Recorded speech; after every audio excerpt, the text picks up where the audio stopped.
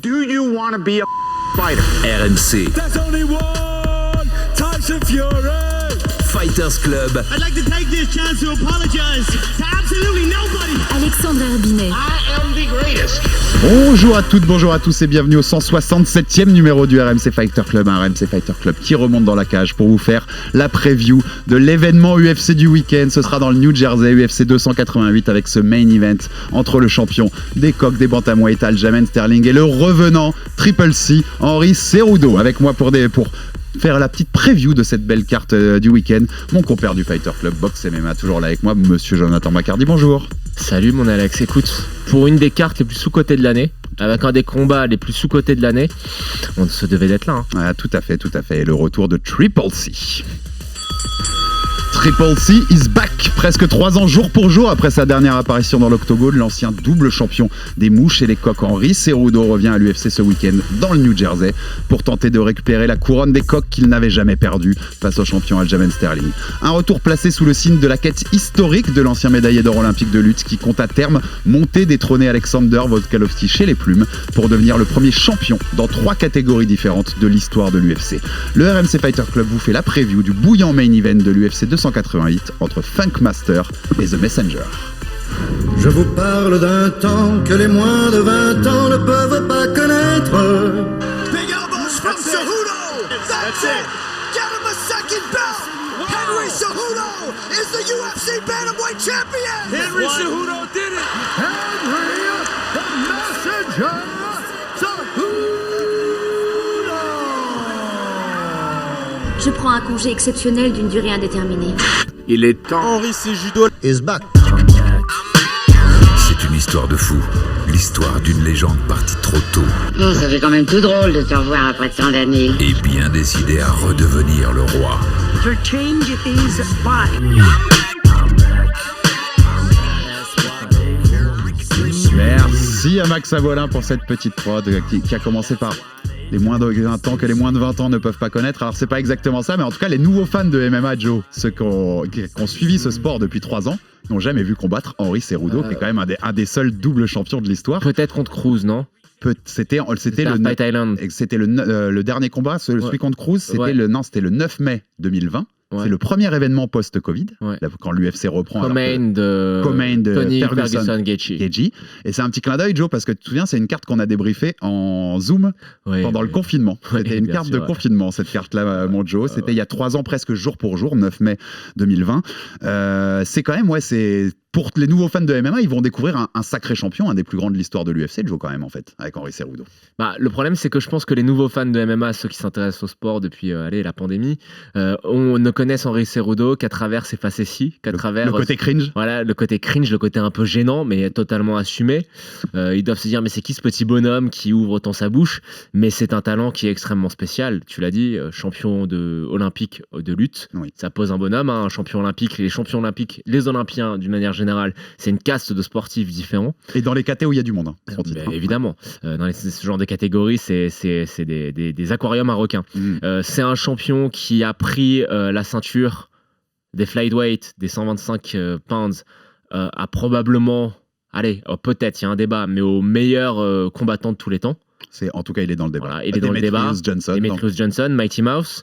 C'est un combattant qui ensuite est monté de catégorie en bantam alors qu'il est tout petit, qu'il est extrêmement petit de taille et qui a réussi à prendre la ceinture. Il faut quand même le dire. Donc voilà, c'est un talent qui est extrêmement spécial. À l'époque, c'était le 2e ou 3e double champ? C'est le 3e, je crois. 3e double champ. Voilà. Ou peut-être le 4e, parce qu'ils sont 4. Il y a Cormier, McGregor, Nunes McGregor. et lui. Ouais, ok. Je ne sais pas dans l'ordre. Voilà, c'est un club qui reste très fermé, mais oui, ses accomplissements parlent pour lui. Et surtout, avant de te laisser la parole, et je pense qu'on va en parler beaucoup dans notre preview, et puis après on va enregistrer une petite analyse vidéo, il me semble, pour RMC MMA. Vous retrouverez ça sur YouTube. C'est quelqu'un qui a une compréhension du sport qui est de très très très haut niveau. Vous l'avez vu coacher John Jones. Je pense que la séquence est devenue virale sur les réseaux sociaux où il explique à John Jones ce qu'il doit faire contre la cage, et John Jones met ça en application et termine Cyril Gane. Ouais. Mais au cours de sa carrière, on a vu qu'il était capable d'analyser et apprendre de ses erreurs à chaque fois. Et voilà, c'est quand même formidable. Donc voilà, 3 ans d'absence. Pendant ces 3 ans, il a pris en main des combattants, il les a coachés avec des résultats extraordinaires. On peut citer Wiley Zhang aussi, Zhang. qu'il a fait battre Carla Esparza à son propre jeu. Jiri Prochaska. Oui, tout à fait. John Jones.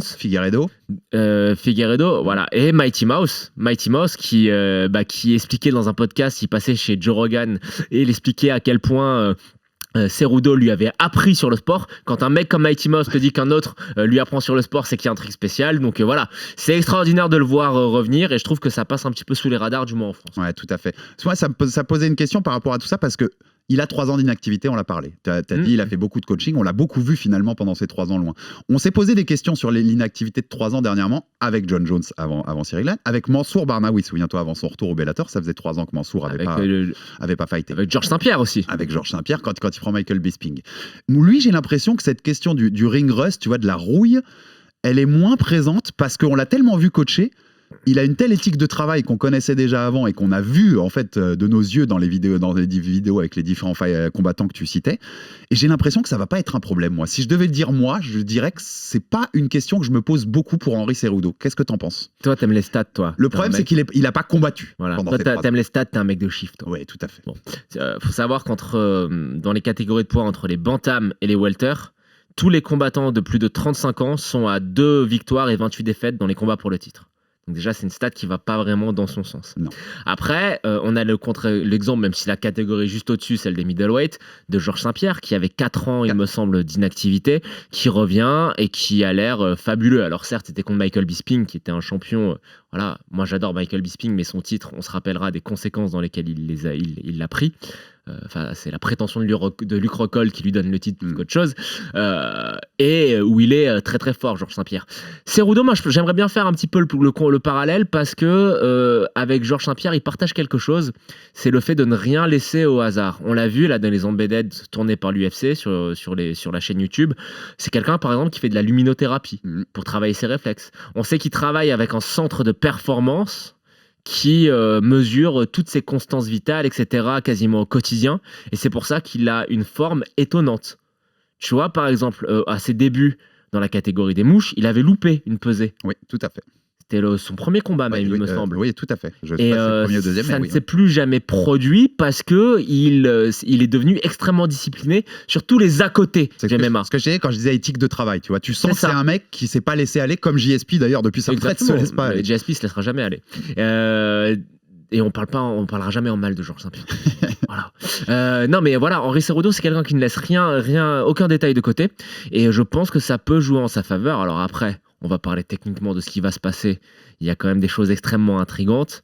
Mais encore une fois, pour moi, il a toutes ses chances. Ouais, je suis tout à fait d'accord. Et avant de rentrer dans cette technique, on reste sur le storytelling. Quand on ça, selon toi, là, c'est un avis plutôt perso, mais il revient pour marquer l'histoire. Et on va parler en quoi il peut marquer l'histoire dans son plan direct. Défi. Bon, alors on le donne tout de suite. Lui, il l'a annoncé. Je bats Sterling, je reprends ma ceinture. Je bats Sean O'Malley, qui est le prochain challenger pour cette ceinture. Le coton-tige dégueulasse, il l'appelle. Exactement, et puis qui peut te donner, c'est un combat qui fera vendre. Sean O'Malley, il est très vendeur. Et ensuite, je monte affronter Alexander Volkanovski chez les plumes, et je lui prends sa ceinture, et je deviens le premier triple champion dans 3 catégories différentes de l'histoire de l'UFC. S'il le fait en une année, s'il réussit les 3 et qu'il le fait avant la fin de l'année, c'est peut-être l'année de l'histoire de l'UFC. Hein. Non, mais même. Il revient pour ça ou il revient prendre un chèque? Je vais te dire, Joe. Selon toi? Je pense qu'il y a un peu des deux. Oui, je pense qu'il y a un peu des deux. Je pense qu'on est dans un entre-deux aussi. On va rappeler sa retraite. En fait, il prend sa retraite parce que au début, on se demande si c'est une vraie retraite et si c'est pas juste une tactique de négociation pour prendre un petit peu d'argent. Dana White lui dit bon vent. Il n'accède pas à sa requête financière et je pense que donc il avait annoncé qu'il allait faire de l'immobilier en Arizona, etc. Mais je pense que il a pas assez gagné d'argent pour vraiment être à l'aise par rapport à ce qu'il est, par rapport à ce qu'il est. Ouais. Rappelons-le, Dimitrios Johnson dans la catégorie des flyweight, il ne prenait pas le point pay-per-view et je ne pense pas que Cerudo en prenait aussi du coup. Donc je pense qu'il a gagné un peu d'argent en MMA, il a gagné à côté, il a gagné en étant coach, mais qu'on soit bien clair, je pense qu'il est très loin de la stabilité financière. Entre-temps, il s'est marié, il a eu un enfant. Je pense que c'est aussi le banquier qui lui a dit écoute Henry, va falloir peut-être remettre du beurre dans les épinards. Et si en même temps je peux marquer l'histoire au passage, ça fait coup double. Mais je pense que c'est aussi important pour lui. Tu vois, je te dis pas qu'il revient juste pour l'argent, je te dis qu'il revient pour les deux. Parce que après, quand on connaît la mentalité du bonhomme, c'est vraiment quelqu'un qui cherche la grandeur Alors après, battre Alexander Volkanovski. Avec son gabarit. Qui peut même battre si, Alexander même si Volkanovski est un petit phaser en taille en tout cas. Non, mais je te parle pas de Cerudo là, je te parle de Volkanovski. Je sais qu'on a eu beaucoup de débats dans le Fighter Club, notamment avec Taylor qui disait qu'il voyait pas encore à l'époque ce que Volkanovski avait, mais je pense que Volkanovski est imbattable quoi. C'est juste les juges qui peuvent le battre. Hein. Ouais, mais ça c'est mon opinion. Et pour les deux tailles, puisque j'en parlais quand même, 1m68 Volka, 1m63 Cerudo. Ouais, mais et puis voilà, ça serait monté de 2 catégories, ça serait extraordinaire. On va poser la question. Mais s'il le fait, jouable pour toi? Après, s'il le fait, franchement, j'imagine pas un monde où Volkanovski perd contre moi Cerudo. non plus, mais ça, on le débriefera quand ça arrivera, si ça arrive un jour. Parce que, par exemple, tu vois, c'est bizarre ce que je vais dire, mais je lui donne plus de chance contre Volkanovski que contre Max Holloway. Pour une question de taille de gabarit, et de gabarit. Après, que ça soit bien clair. C'est l'idéal, le Volkanovski en champion pour aller chercher les phasers, pour lui c'est l'idéal. Parfait. Ouais. Parce qu'il ouvrait pas autant sa bouche quand c'était Max. Il disait je vais monter, mais c'était pas non plus, tu vois, aussi assumé. Moi je pense que s'il le fait, c'est le GOAT. Je vais très loin, s'il le fait, c'est le GOAT. Champion olympique, triple champion à l'UFC, c'est chaud de valider. Et il a battu Demetrius Johnson, même si le combat est un peu discutable pour certains, mais il a battu un mec qui avait le record de défense de titre. Oui, 11 pour de suite. Pour moi, s'il le bat, c'était un exploit. S'il le bat, ça sera le GOAT. Et puis même, par exemple, tu vois, quand il y a vrai débat. On reste sur les autours. Alors même si il le bat quand il est en fin de carrière, il bat celui qui est considéré comme le plus grand poids coq de l'histoire, à savoir Dominick Cruz. Donc Dominick Cruz, pour les nouveaux fans, c'est pas juste son run à l'UFC, c'est aussi ce qu'il a fait au WEC. Ouais. Non, c'est quelqu'un, Dominick Cruz. Voilà. Donc, et donc il aurait un tableau de chasse qui serait extraordinaire. T'imagines le tableau de chasse Demetrius Johnson, TJ Dillashaw, Dominick Cruz. Sterling, je le mets de côté parce que même s'il est champion, c'est pas un nom d'histoire. C'est un petit. Alex Volkanovski, ça serait fabuleux. Petit truc de côté, mais c'est pas le même taille de nom, mais Sergio Pettis qui est aujourd'hui champion au Bellator. Oui, non mais quand même, c'est quand même un champion d'une des orgas principales. Oui. Il a un super CV, Henry Cerudo. Un CV extraordinaire. Ça me permet d'enchaîner sur une des questions que j'avais. C'est quoi ton meilleur souvenir de Cerudo? Première version, avant sa première passage à l'UFC. C'est quoi ton petit bonbon si t'avais à en ressortir un? J'en ai 2, c'est dur. J'en ai même 3 en fait, mais c'est dur. Bon, allez, j'évacue. Je lui en demande un, il m'en donne 3. Voilà, je suis généreux. Mais je suis généreux. Bon, alors, il aime donner. A posteriori, c'est quand il met KO TJ Dillashaw rapidement, parce qu'on a appris que TJ Dillashaw c'était un sacré tricheur après, positif à l'EPO, suspension, etc. Il y a le combat contre Moraes qui est fabuleux parce qu'il est en difficulté, il a juste son game plan, l'intelligence de combat, il revient et il termine Moraes au 3e round. Mais moi je dirais surtout, ce qui m'a le plus marqué, c'est son retour après la défaite sa première défaite contre Demetrius Johnson. Il enchaîne avec une défaite contre Joseph Benavidez dans un combat qui était assez significatif pour lui parce qu'ils avaient fait le tough avant, ils se détestaient, il y avait une vraie rivalité et il perd contre Benavidez. Il revient contre Wilson Reis. Et avec un style totalement différent, lui le lutteur olympique, il revient avec une posture de karatéka et qui est très efficace pour le coup, qui lui a apporté que du bonheur à notre ami Cerudo. Et voilà, c'est ce combat-là en particulier qui me marque bizarrement. Ouais, moi j'ai été aussi marqué, finalement quand j'y réfléchissais en posant cette question, j'étais aussi pas mal marqué par Cruz. Alors même si c'est le Cruz de fin de carrière, il a une facilité dans la façon dont il bat Cruz. Et comme tu rappelles, c'est Dominick Cruz, quoi. Enfin, tu vois, pour ceux qui suivent depuis longtemps, même en fin de carrière, c'est quand même. Tu te rappelles comment il le bat? Le détail exact? Ouais. Le détail exact, c'est que on savait que la mobilité. Ouais. C'est ça. Ouais. On savait que la mobilité de Dom, au 2e, je crois. On savait que la mobilité de Dom Cruz avec toutes ses blessures était un peu abîmée. Il arrive et il lui balance des coups de matraque dans les jambes en low kick. Mais vraiment, c'était terrifiant, quoi. Moi, j'avais peur qu'il lui casse les 2 jambes, qu'il lui fâche les 2 jambes là-dessus. J'avais plus la séquence finale en tête, en fait. Quand il le termine, il lui casse la mobilité et il le termine après. Elle revient un peu là-dessus. Et puis, de toute façon, pour l'histoire, ce qu'il a fait pas forcément la perte, mais Bad Johnson, moi, je me souviens que j'étais devant l'écran à dire, il y a un mec qui a battu Demetrius Johnson, là. Et un mec qui 2 ans avant... Après, on va pas mentir, hein. Quand on entend l'annonce des juges, on fait quoi? Oui, il y a un gros quoi aussi, quand même. Ouais, et 2 ans avant, il se fait éteindre au premier round, hein, par Demetrius. Donc, en 2 ans, il avait quand même montré le progrès là-dessus. Moraes plaît bien aussi, quand même. C'est le fait d'être en difficulté et de revenir, quoi. Surtout qu'ils s'étaient vraiment allumés les deux aussi. Il y avait beaucoup de drama parce que les deux managés par le même manager, à savoir Ali Abdelaziz. Et il y a tout, en fait, il y a plein de souvenirs parce qu'il y a toute cette espèce de décorum qu'il impose en conférence de presse et à la pesée. C'est le roi du trash talk débile. C'est-à-dire le côté gênant. Gênant. Quand il fait le face-off avec TJ Dillashaw. TJ Dillashaw, rebaptisé le serpent dans l'herbe par Conor McGregor. Il arrive avec un serpent gonflable et il le jette par terre, il l'écrase. Marlon Moraes, son surnom c'était Magic Man et il arrive déguisé en magicien. Il est rigolo, quoi. Il est gênant, mais il est rigolo. Et c'est vrai que quand même, Dillashaw, mais en plus, en ayant appris ce qui s'était mis dans le corps après, la façon dont il le bat quand même, parce que c'est Dillashaw, quoi. C'est pas n'importe qui non plus, tu vois. On rappelle que le combat est en poids mouche. Hein. Oui, tout à fait. Dillashaw avait fait un truc de zinzin qu'il aurait jamais dû faire. De descente. D'ailleurs, c'est le combat qui doit éteindre les poids mouches. Dillashaw est dans une sorte de mission missionnée entre guillemets par Dana White, et s'il gagne, il y a une grosse rumeur que cette catégorie va s'arrêter. C'est pas une rumeur, ils avaient viré tout le monde, dont Brendan Moreno qui est le champion aujourd'hui. C'est l'idée que ça va partir et c'est lui qui sauve la division entre guillemets en restant champion à ce moment-là. On rentre dans le combat.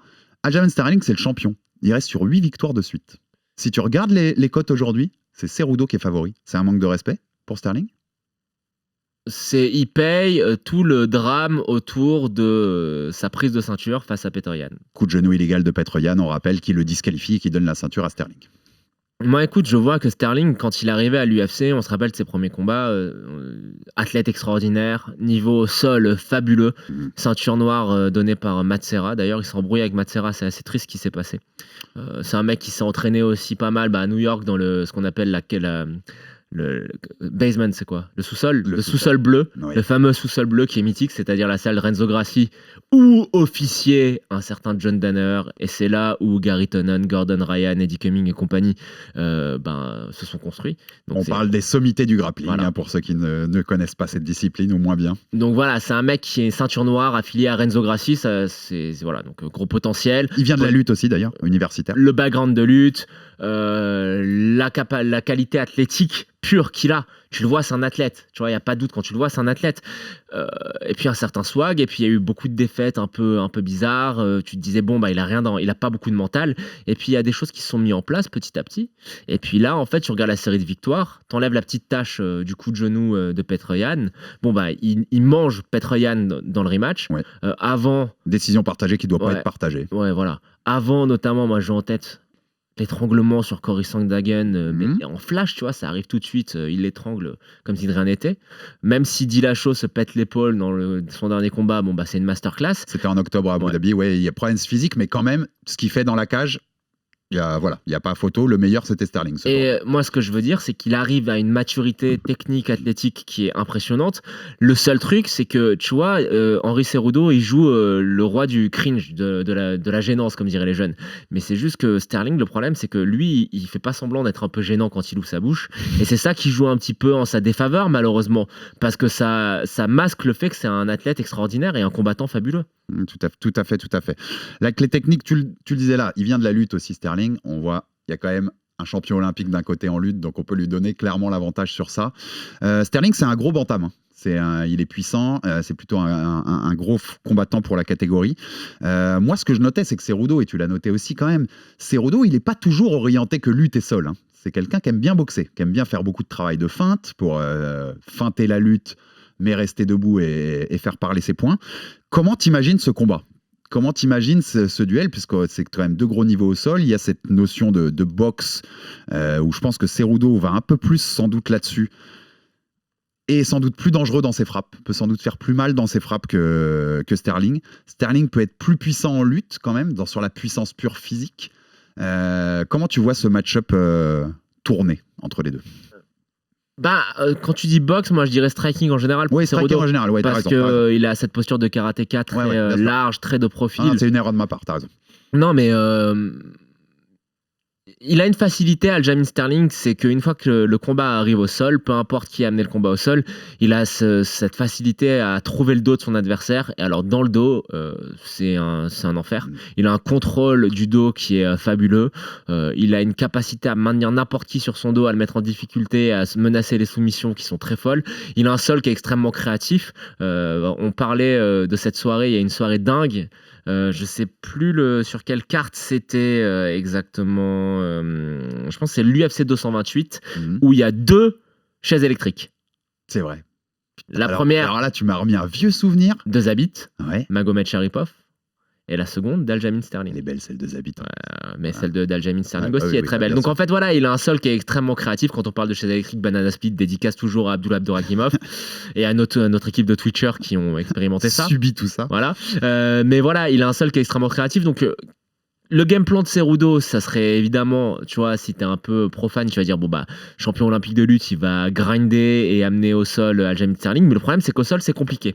Au sol, il est face à une vraie black belt avec des vrais accomplissements au sol. Donc, moi, je pense que Cerudo va vouloir rester debout, qu'il a cette capacité à jauger le timing de Sterling, mais surtout le chemin de la victoire. Et ça, tout le monde le sait. Et Clairement. Cerudo, un esprit aussi brillant que lui, le sait, c'est de mettre la pression à Sterling. Sterling n'aime pas prendre la pression. C'est ce que Petr Yan avait très bien fait dans le premier combat.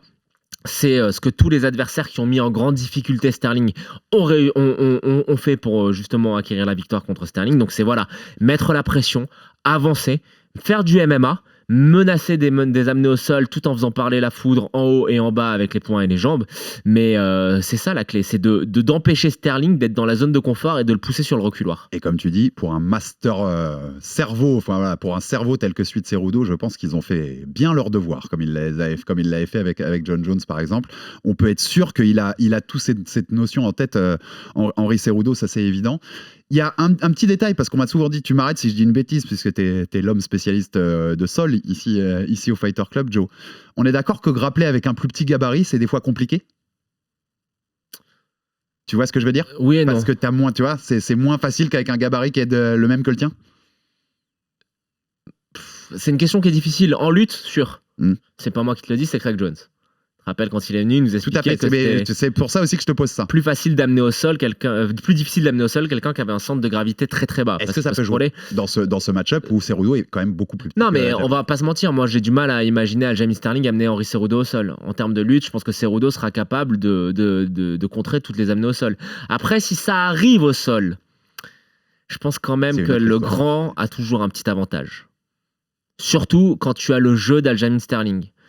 Alors il y a deux scénarios. Si Sterling est au-dessus et que Cerudo est en dessous, je pense que ça peut être un léger avantage pour Cerudo d'être un peu petit.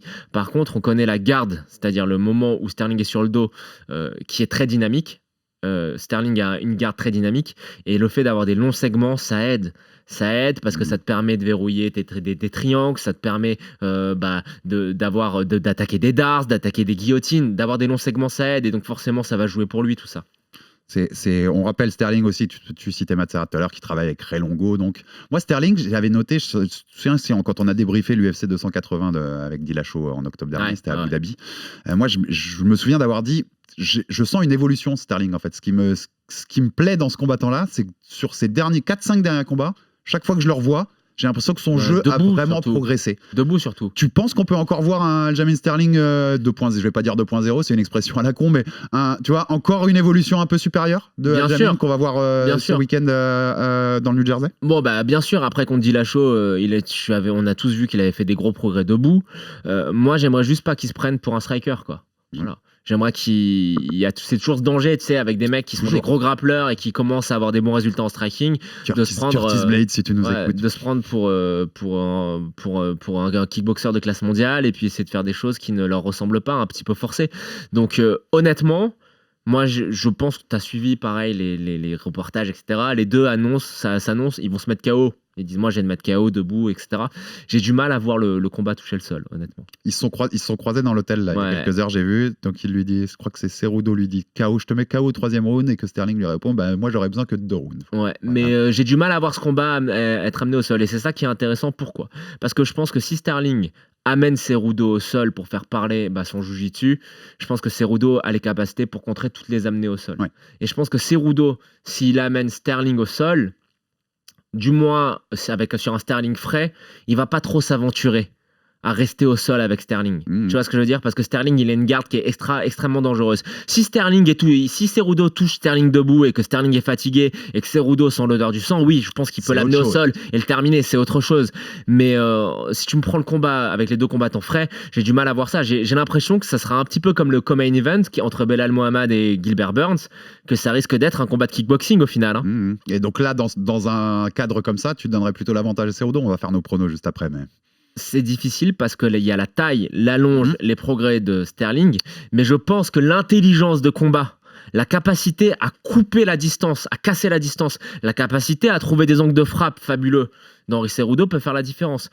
Son dernier combat, c'était contre un mec qui est probablement, je sais que ça va faire hurler certains, mais qui est probablement le meilleur striker de l'histoire de la division, à savoir Dominic Cruz, et il l'a annihilé debout. Total. Donc je pense que Cejudo a l'intelligence et la capacité de remporter ce combat debout. On part au prono samedi soir, UFC 288, main event, Newark, New Jersey, Prudential Center, Aljamain Sterling, champion des coqs contre Henry Cejudo. Qui gagne comment? Jonathan Bacardi. Henry Cejudo par décision. J'ai la même. J'ai Henry Cejudo par décision, mais j'ai un grosse parenthèse qui me disait Sterling, Grand and Pound. C'est possible, hein? Ouais, Sterling, Grand and Pound, fin de combat. L'âge qui revient. Fin de combat, 4 ou 5e. L'âge qui revient. Entre les deux, j'ai une vraie difficulté à choisir. On n'en a pas parlé, mais juste 2 mots. 2 mots sur 2 choses. La première, Belal Mohamed, Gilbert Burns. J'allais y venir, j'allais faire 2 minutes là-dessus. Ok. Attends quand même. Et l'autre chose je suis évidemment excité de voir le retour de Kron Gracie. C'est les 2 seules autres questions que j'ai sur mon conducteur. Merci. J'anticipe. Allez, vas-y, je t'ai tout cassé. Jonathan Bacardi d'anticiper à ce point-là. Vas-y. En tout cas, on a donné nos pronostics et donc le common event, tu l'as dit, Gilbert Burns contre Belal Mohamed.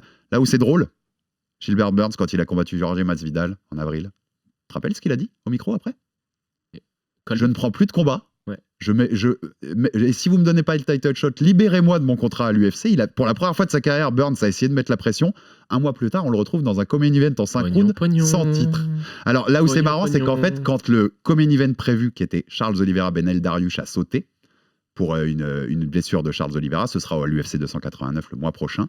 A priori, les 2 managers de Burns et de Belal ont appelé l'UFC et leur ont dit, si Colby Covington est là pour faire ce common event, on est chaud. Et l'UFC leur a dit, en fait, Colby, on va lui donner le title shot, il est là pour l'un et pour l'autre, mais vous êtes tous les 2 là.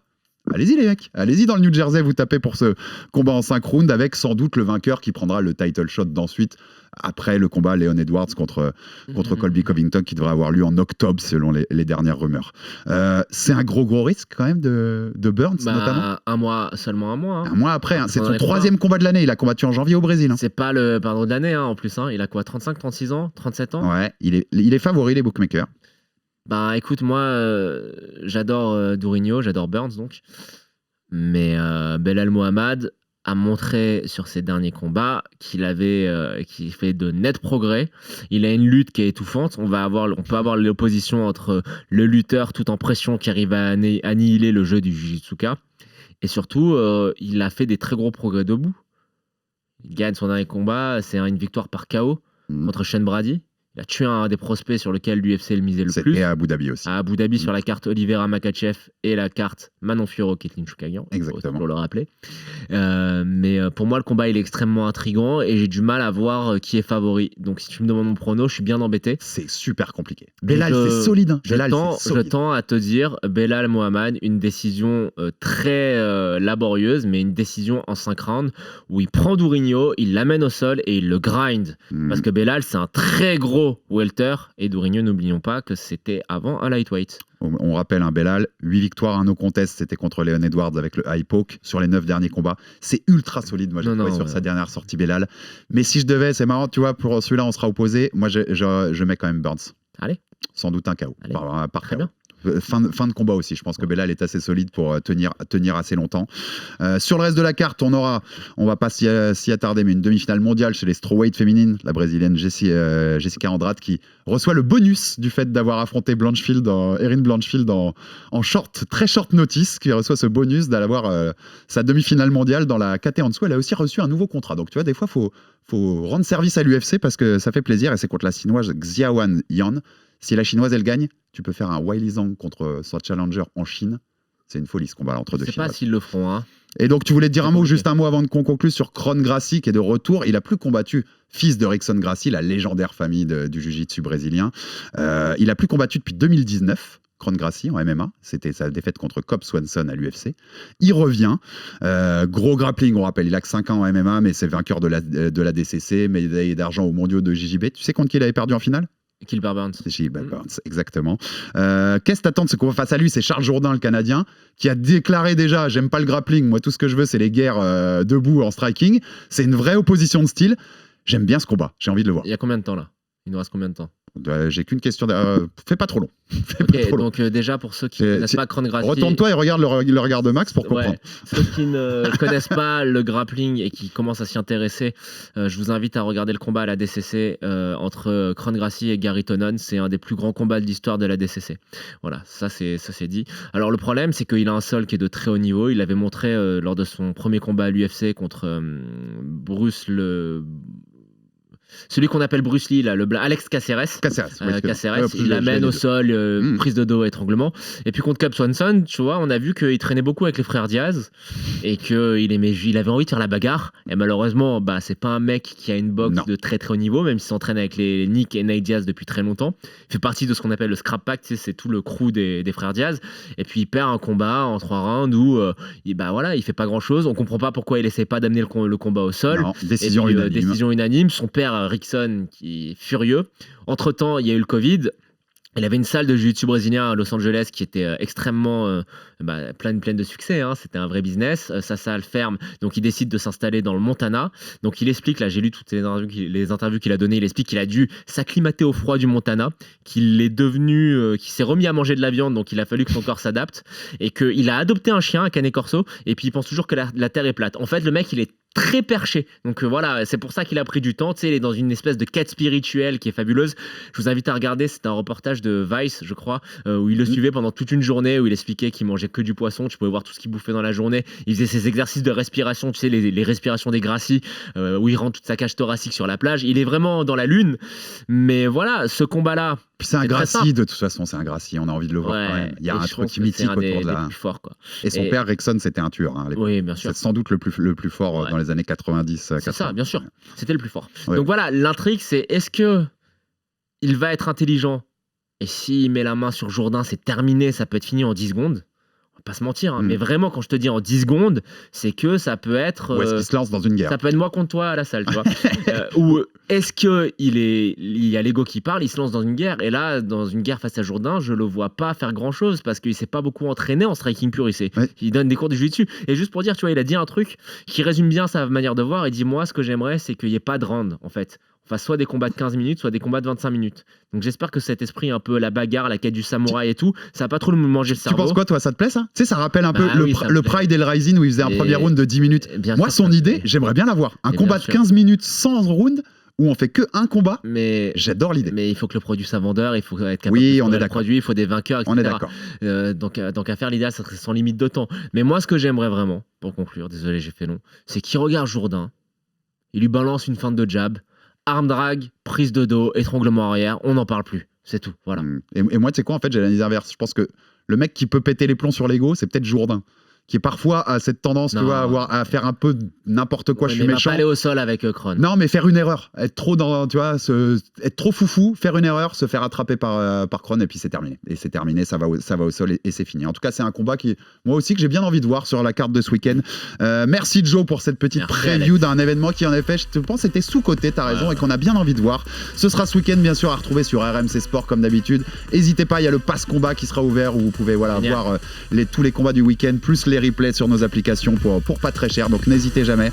Abonnez-vous sur toutes les plateformes pour rater aucun épisode du Fighter Club. Donnez-nous de la force, des pouces bleus, des commentaires, des étoiles, tout ce que vous pouvez, ça nous incite à continuer le travail pour vous, et à très vite pour un nouvel épisode du RMC Fighter Club. Salut Joe. RMC Fighters Club.